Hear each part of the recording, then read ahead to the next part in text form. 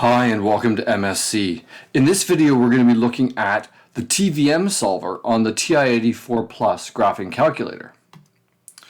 So the TVM solver, or time value of money solver, can be used to solve complex problems involving compound interest, most commonly things like annuities and mortgages. So how do we access the TVM solver on the TI-84?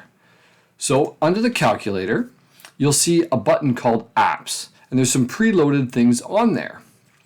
And the first is Finance. So if we go Apps 1 or Enter, and then there's your TVM solver. And you'll get a window that looks like this where you can enter in the different values. So let's break down in this video what those values are. So here's the window from the calculator screen, and again the access for the solver is Apps 1.1 or Apps Enter Enter.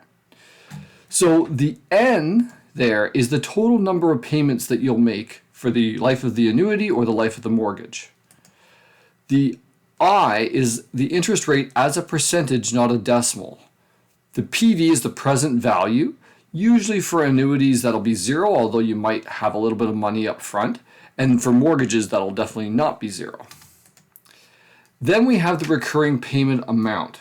Right? How much are you putting towards the annuity, or how much are you paying towards the loan or mortgage?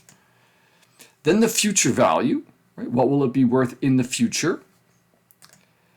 Then we have the number of payments per year and the number of interest compounds per year. Those do not need to match each other. And the last part, the end is already highlighted here. You can cursor that over to the beginning. This is when the payment's happening during the time interval. So if you're paying monthly, does it happen at the end of the month or at the start of the month? End is kind of the default. That's the regular annuity.